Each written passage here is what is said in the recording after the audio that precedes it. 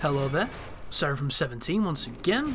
This is my Evil Within Akumu difficulty, no upgrades, no keys, walkthrough.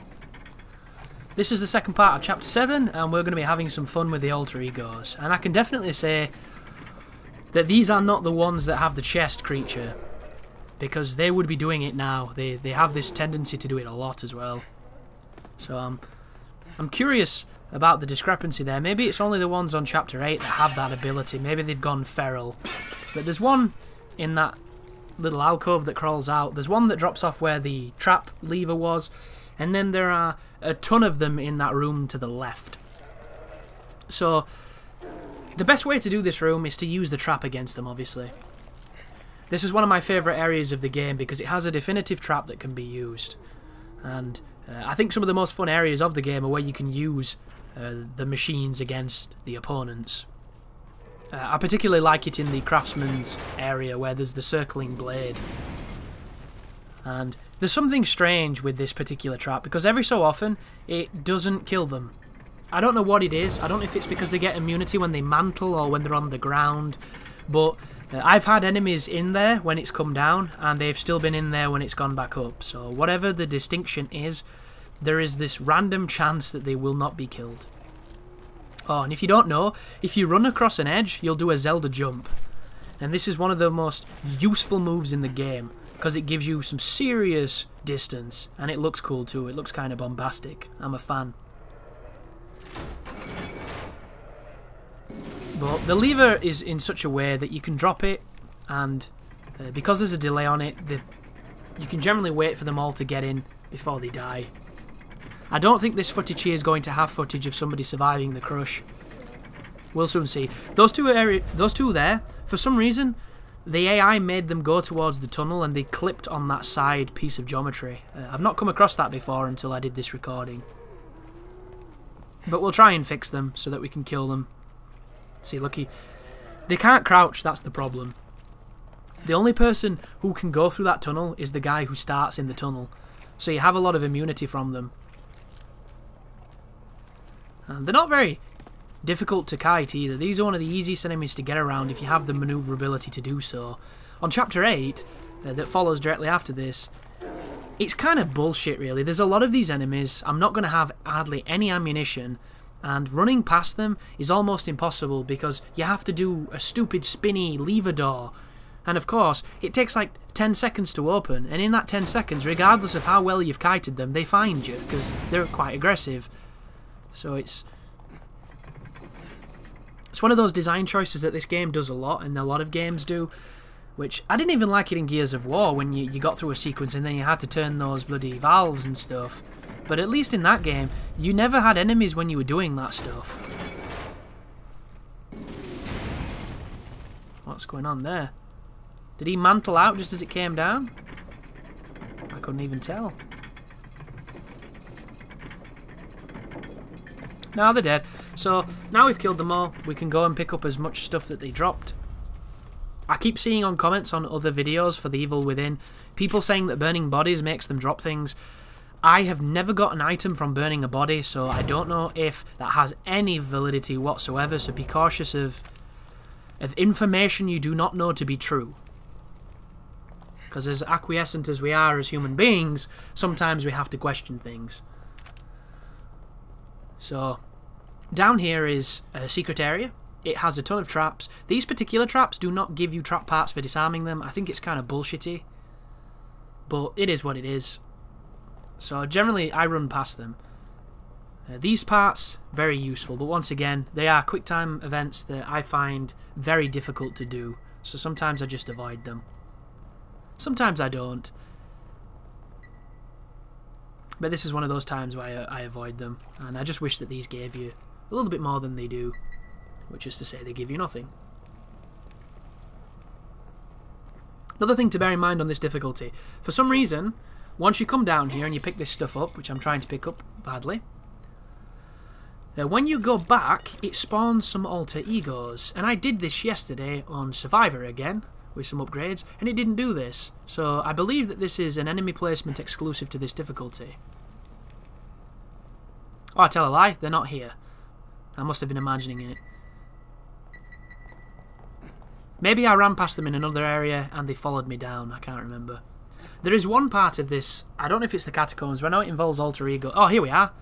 This guy. So I do not think that he's there on Survivor, because I don't remember seeing him, but I have been playing this game quite close together and in quite large steads, so I might have just kind of morphed it all together, which is very easy to do when you're sleeping and breathing a game. But there's an axe. If you can, you should keep the axe.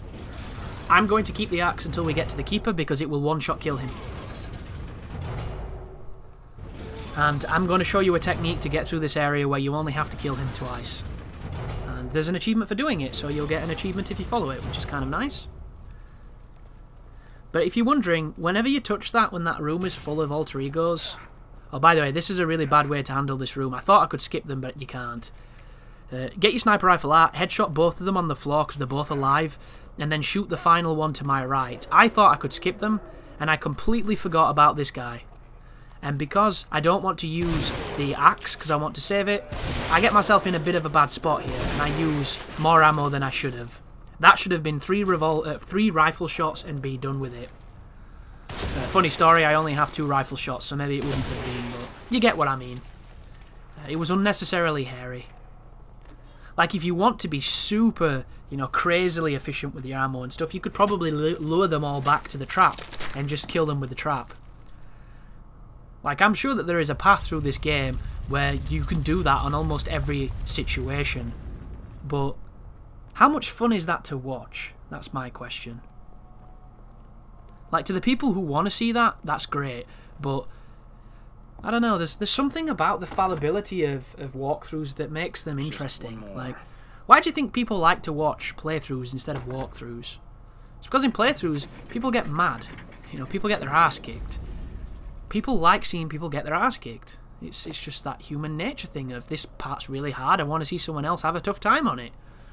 You know, it's something we can all look forward to because we understand it.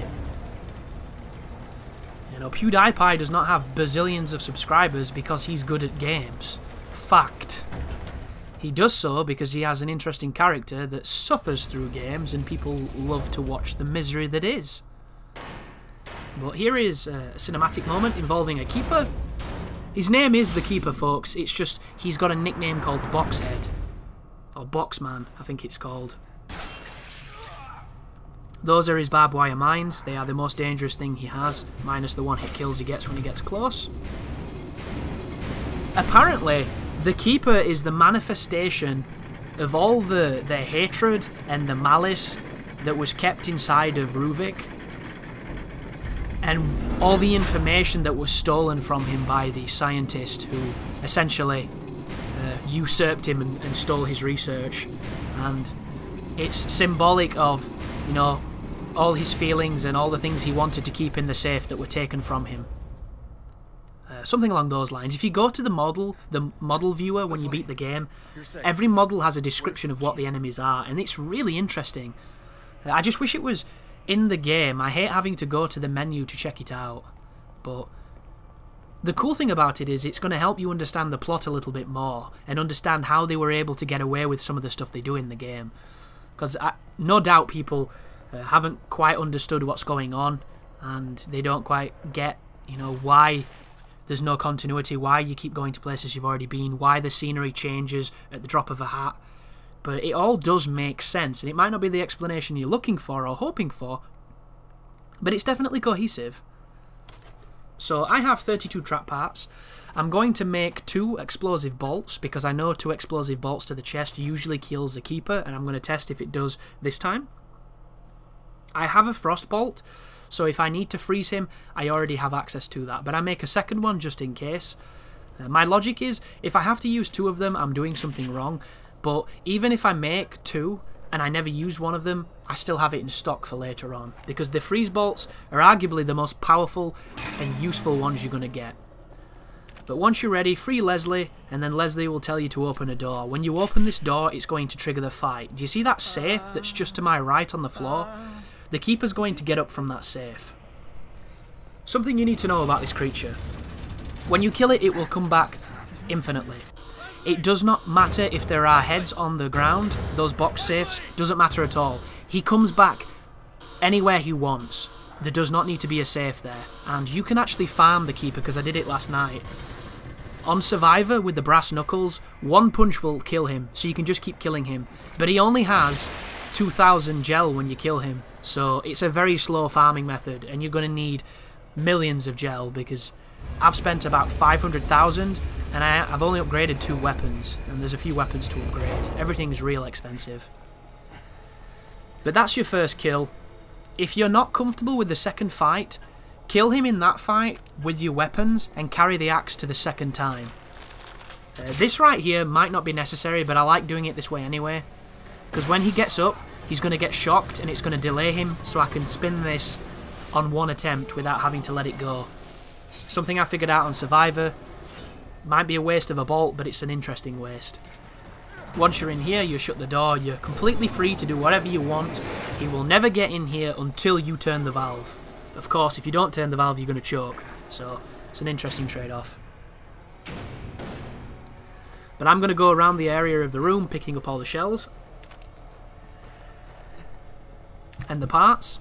You can always tell when the Keeper's coming as a fight, because they butter you up with trap parts, because trap parts are some of the most interesting ones. So that was an interesting choice. I laid an explosive for when he spawns, just to see if it would do anything. If you didn't know, the Keeper has this insane ability to kill himself, so that he can teleport into the room, which is kind of grotesque and pretty cool. So there is the spawn damage. I don't know if that did any more damage than it would if I'd have stuck it to his torso, but I'm going to freeze him when he turns around, and then I'm going to stick the rest of the bolts to his chest. And this should kill him. One more. There you go. So 3 explosive rounds would kill him. If you don't want to waste a frostbolt, just kite him and hit him. He's not a tough enemy to kite. I just wanted to show you the way I deal with him. And then this is the final sequence where what we're going to do is, can you remember the handle that we passed at the beginning of this section? If you fail, by the way, guys, you're back in the room where you killed him the first time. It's quite a long section without a checkpoint. But pick up this lever, wait for the Keeper to come to you, and then freeze him. Once you do not get close to him though if it blows up, because it'll kill you. Once he's frozen, it should give you ample time to turn the lever.